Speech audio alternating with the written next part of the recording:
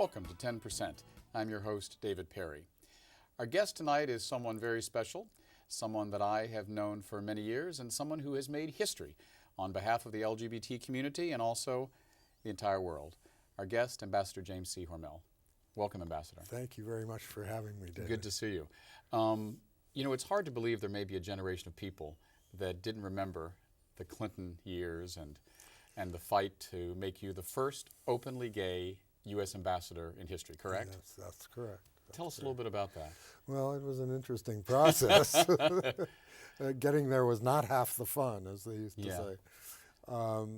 But it inspired me to do this book. The book is called Fit to Serve, and the title of it is it refers to the fact that nobody ever questioned my competence or my qualifications to be an ambassador. It was all about my being gay. Mm-hmm. It seems like an age ago, but you know, it was really just yesterday. Do you remember when you got the call? I initiated it. As a matter of fact, I had dinner one night in late '92 with the person who was at that time was the candidate Clinton's treasurer, Bob Farmer, whom I had known before. And during the course of dinner, Bob said that it was apparent that Governor Clinton would be President-elect Clinton, and at that time he thought that it would be appropriate for me to consider a presidential appointment of some kind. And I said, "Oh, Bob, you're kidding. Well, you know, I'm just a guy.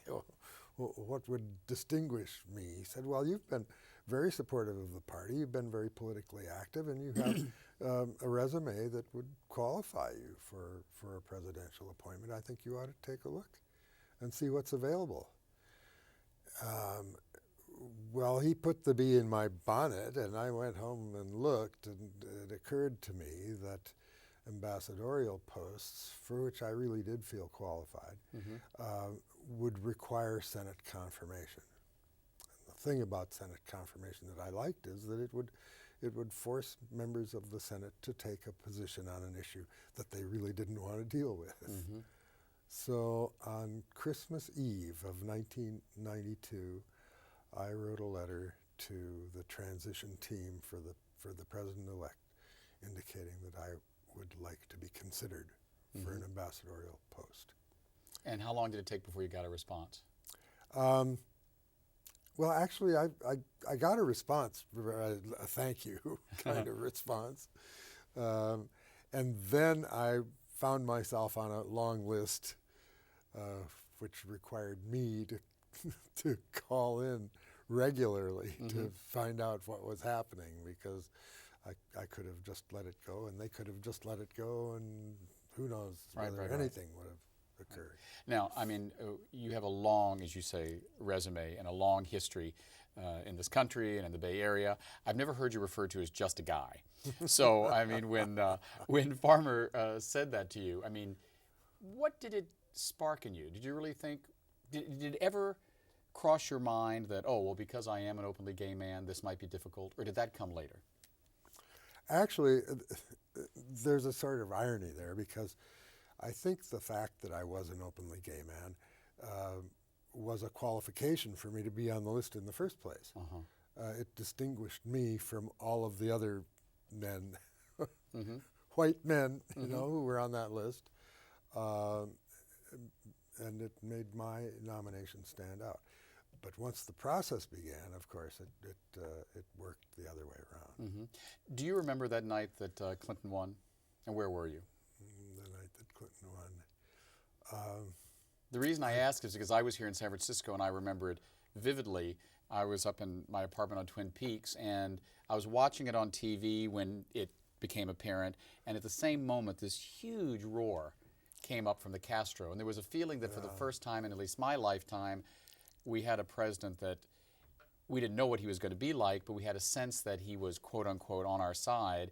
And I remember just an hour later him going out on the steps of the Capitol in Arkansas and saying, you know, we need all Americans, white, black, boom, boom, gay, straight. And it's the first time a president had ever said that word. Yes, really, and during his campaign, he addressed issues, LGBT issues. And that was the first time. So it was a remarkable evening. It was also, as you recall, the Year of the Woman. We had two, not one, that's right. Remember that? Yeah, candidates that's right. for U.S. Senate, and they both won, although it took Barbara until like 5 in the morning to find out. So it was a very exciting night for San Francisco. You know, everyone does Monday morning quarterbacking, and there are a lot of people now who say, well, you know, but Bill Clinton gave us DOMA. How do you feel about his legacy overall, Well, vis-a-vis the LGBT community? Okay, well, let me start on a positive note. Yeah. Because he really, up until this administration, had done more, I think, for the constituency than all other presidents combined, in terms of appointments, in terms of attention to issues. He wanted very much to make it possible for gay men and lesbians to serve in the military, and that was very high on his list of priorities in 1993. I do believe that he thought he could do it and discovered suddenly that there was opposition that would force him into a compromise that was not his creation. The don't ask, don't tell policy was a disaster, but I don't think that that was intended. And it's gone now, although it could return if one of the candidates we're listening to these days has his way. But DOMA was another matter. DOMA came along in 1996. There had been several... Defense of Marriage Act, Yeah, the so-called Defense of Marriage Act. And already, I think, a number of states had passed their own little DOMAs. Mini DOMAs, yeah. Yes. The president was up for re-election. He was being challenged by two candidates, so one of whom had drawn 20% of the vote, almost 20% of the vote in '92. So it was going to be a very tight election for him. And the issue of same-sex marriage had reared its head in a way that made it a major challenge. And I think that he succumbed to that challenge. I really don't believe now that he believed then that DOMA was an answer to anybody's problem. When that occurred, I mean, at that time you were sitting ambassador, correct? Still? No. You had? I had not yet become Not yet become. How did it make you feel? Did you ever think, I need to weigh in on this and tell the president what I think? Or did someone say to you, Jim, you need to let the president know what you think about this? You're influential within the party. And Well, I think that people were in shock over it. But there was momentum for it. And very little reason to think that that momentum was going to shift at any time soon. So there wasn't much to be said about it then. But it was horrible. I mean, DOMA is one of the most atrocious pieces of legislation of the 20th century, in my opinion. It was unconstitutional. It is. It is patently unconstitutional. And I can't believe it's going to last much longer because there are at least 9 court cases now that challenge it. Right. Let's go back to the hearings for you becoming ambassador. What was the high point, and you can define high point as you want, and the low point of that process, leaving aside actually being appointed ambassador as a high point? Yes, well, the struggle was continual from that day, that December day in 1992. Because first of all, I had to convince the president and his staff that I was worthy of that kind of appointment. Having done that, I had to persuade the Democrats in the Senate that they needed to be supportive of this appointment. And then finally, the Republicans who took control of the Senate at the end of '94. And Jesse Helms then became president of the Foreign Relations Committee and let it be known that I was not his favorite son. Yeah, what is it he called Roberta Achtenberg once of her appointment? Roberta, she's not just a lesbian, she's a damned lesbian. She's a damn lesbian. Remember they had T-shirts in the Castro that said that. One, there would be 2 women walking side by side. One would say lesbian and the other would say damned lesbian. Jesse Helms was not on the committee that heard her confirmation. But he sat in. He sat in the chair that belonged to his junior senator from North Carolina, and he sat there like this with the grimmest expression on his face, and never said a word. But his presence spoke volumes. Spoke volumes. Yeah. Once you became ambassador, there were people who said, well, this is a country that is heavily Catholic. My goodness, the ambassador's going. He's openly gay. He has a partner. What are people going to say? What was the reaction once you got there? Well, it's interesting because to Luxembourg, the argument is as specious as the arguments that are being presented today in defense of so-called marriage. I mean, so-called defense of marriage. Yeah. First and foremost, before a nomination is presented publicly, the routine and standard policy is for the administration to go to the country to which the ambassador is being appointed and say, this is the person we intend to send to you. Is that okay? The process is called agrément. There's a name for it that goes back 200 and some years. It's a French word meaning agreement, and if the president does not get an okay from the country, then forget it. The appointment will never take place. Right. It won't even come to public attention. So even before my nomination was presented to the Senate, the country, Luxembourg in this case, had given its agreement to the appointment. So that all of the arguments about sending this guy to a Roman Catholic country and how horrible that is were specious. Yeah. And one of the people who presented those arguments with such vehemence is now running for the presidency. And we're going to talk about that in just a second.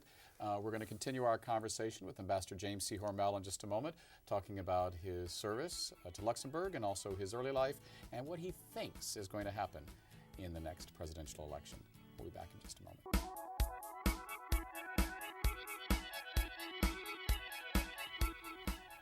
And we're back with Ambassador James C. Hormel, and we're just chatting during the break and flipping through some wonderful pictures in this book, Fit to Serve. And I love this one here. Looks like Summer of Love era. And it was. Also this one, when I said you were an adorable kid, and you said you were. But at this age, I mean, the coming out story for all of us is different. When did you begin to realize that you were gay? If I am really, really honest and really clear the cobwebs from my head, I would have to say that it was probably when I was going through my pubescent years and discovering that I, was attracted to other boys. But now at that point, I mean, not only was it a time when one couldn't come out, but I mean, you as the grandson of James Hormel, you belong to one of the foremost families in the country. That would have been difficult to do. Well, it was tough, and I talk about that in the book a little bit, about my childhood, how isolated I felt in a small town in Minnesota. It was a company town. The family owned the company, which made it even more difficult because I couldn't be, as you said, you've never heard me called just a guy. Yeah. I couldn't be like everybody else, much as I wanted to. Yeah. And it was complicated by the fact that there had been a kidnap attempt in the wake of the Lindbergh baby kidnapping. And my name was at the head of this person's list. And so from so far back as I can remember, I was protected in one way or another. There was security around me. Yeah. How did that make you feel? I mean, being, to use a cliche, poor little rich kid. Yeah. Well, that was kind of it. I felt that there was no way for me to have a normal relationship with anybody outside of the family. And then at what point did you realize, well, I need to try to be a heterosexual, and you met someone, you fell in love, married, had 5 children, correct? Yes. Well, you got to go back to the 40s and 50s, which was a time when sex was not a subject for conversation. Gay or straight. Exactly. Yeah. Just didn't talk about it. Yeah. And then at the end of the 40s, there was the Lavender Scare, which came on through McCarthy and through the House Un-American Activities Committee. Very interesting because there was a connection. There was causal there. They said gay people were security risks because they were subject to blackmail and all kinds of other things, even though there wasn't a single case involving a gay man or a lesbian working for the federal government who showed any form of disloyalty in that way. But the case was made, and for about 20 years, the federal government was pursuing actively people who worked for the government who might be gay and dismissing them and ruining their lives and careers. It was terrible. And it all began in the State Department. Very interesting. Yeah, which is where you ended up having to deal with your later career. At what point did you realize that you could no longer be, quote unquote, officially a straight man? Do you remember that moment? Well, I was in a marriage for 10 years, and it was a marriage based on love. Alice and I had met in college, and the story is wonderful on the surface. It's a wonderful boy meets girl kind of story, but underneath it was this driving, compulsive feeling that was within me, and I simply couldn't deal with it, and I couldn't talk with my wife about it. Alice may not have been able to comprehend at that time anyway. And there wasn't the sort of language or forum for that sort of discussion within a marriage then that there is now? There was not. There was not. So after 10 years, our marriage had deteriorated to the point where the line of communication just barely existed. And it was she who made the decision, this is no longer a viable way to live. So after she made that decision and after we were separated, I was obliged to take a new look at the world around me and the world that I occupied and what was within me, and say to myself, this is not right, this is not true, this is not doing anybody any good. Including your family. Right. What is your relationship now with your children? I hope that it's very good. During the process, as I mentioned in the book, they were very supportive.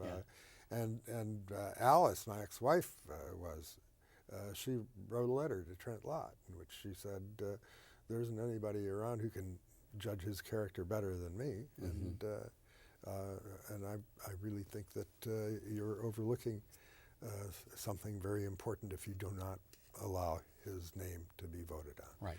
Now, eventually you did become ambassador. President Clinton appointed you during a recess appointment. How long did you serve as ambassador?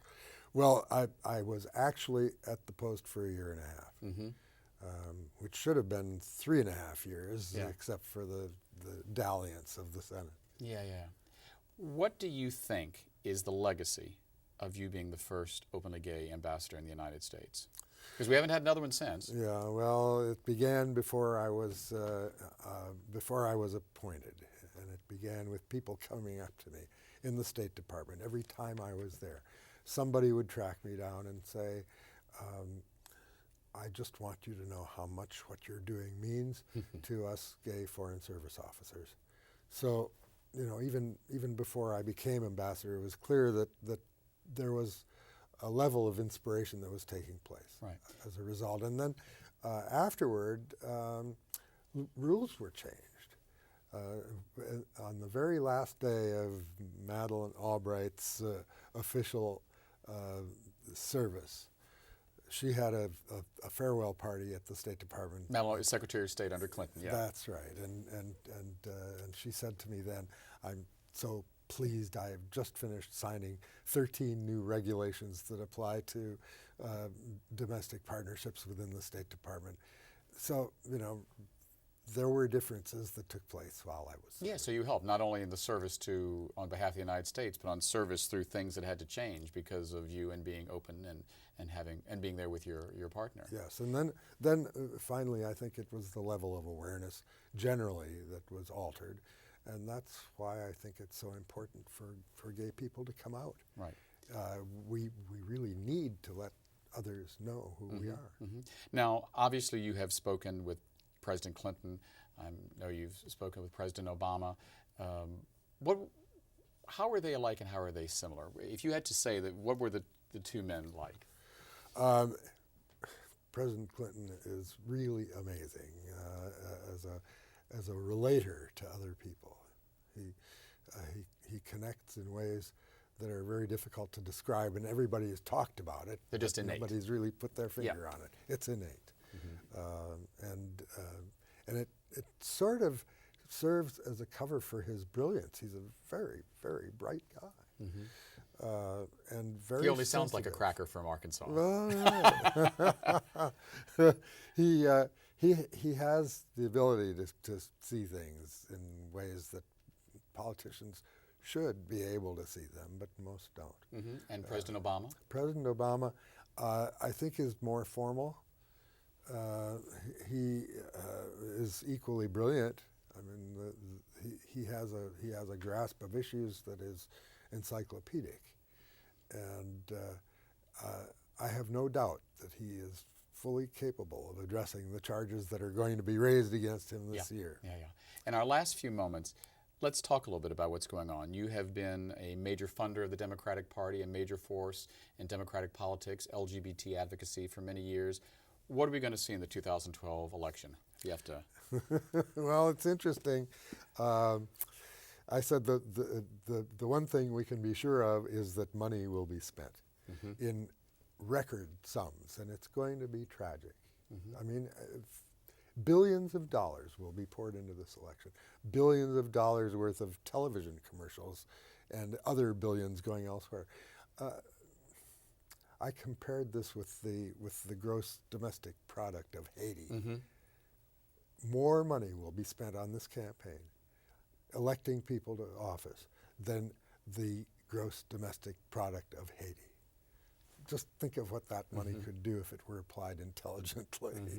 So that's the first prediction. The second is that I think that people will realize that the current candidates who are exercising their voices now in debates are stating positions which do not represent what this country stands for. One last word very quickly. Democrat or Republican, who's winning the presidency? Oh, well, we've got a president to be reelected. We've got a Democrat. We've been speaking with Ambassador James C. Hormel. I'm David Perry. Thanks for watching 10%. Good night.